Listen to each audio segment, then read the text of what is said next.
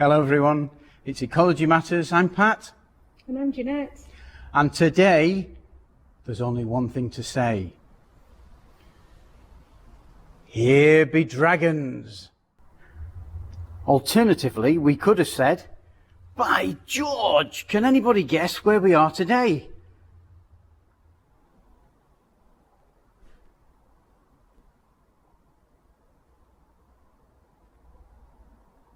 So at first, particularly if you're just starting out, these large buildings like churches can seem pretty daunting, but in actual fact, if you break them down into the component bits and pieces, they're not much different than other buildings. They've got roofs, they've got interiors, walls, sometimes underground structures.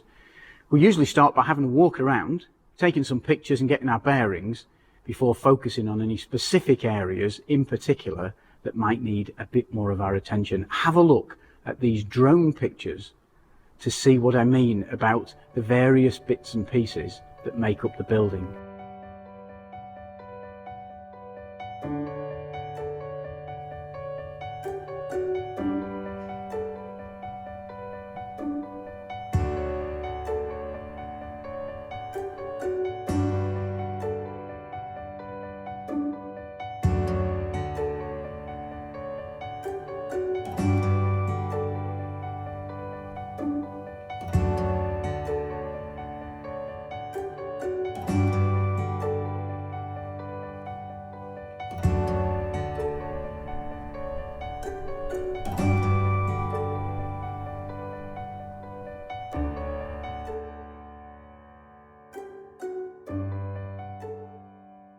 So the drone's a great tool for having a bit of an overview and looking at the size and scale of something that's large.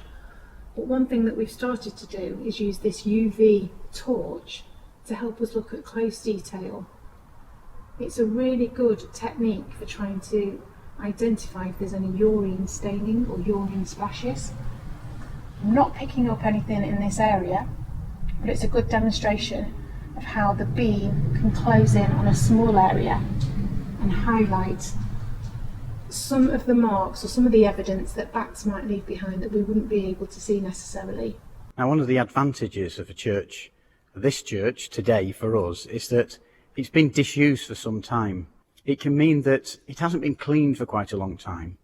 And where things haven't been cleaned, signs, particularly signs from bats or birds, have had time to build up. Blimey, this is an awkward spot. I'm underneath one of the pews, trying to see if there's any signs underneath. Not much good in Chester, actually. But if we were in another part of the country, where they have things like horseshoe bats, which can roost really low down to the floor, that would be a great idea. And you never know what we might just find, particularly in places like this that haven't been cleaned or tidied up, where signs of bats can often accumulate without being disturbed. In buildings like churches, there are nearly always some features at least that bats could potentially use. It doesn't mean they're there, of course, but it does mean that it's worth checking those and taking account of them. Look at this gap here in between two of these massive roof support timbers. It's just the right kind of size, it's just the right kind of location for bats to squeeze into. And in other sites, in other buildings, we've certainly found bats in places just like this. Working in some of these tall buildings, and this is a really tall building, can be a little bit hairy at times.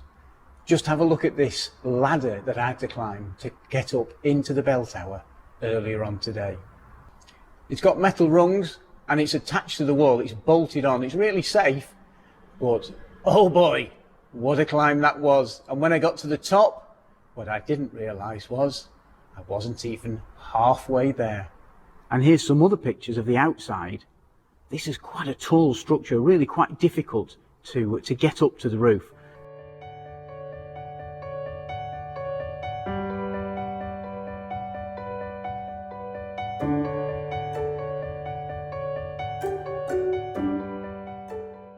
So we've just come outside to have a look at the external part of the building. As you can see, I'm here on a busy main road right outside the church door. There's lots of traffic, lots of noise, disturbance, lots of street lighting and very little vegetation. So not surprising then that we haven't found any bats or signs of bats inside. Well, we've just about finished here in Chester. Sadly, no bats. See you next time. See you next time.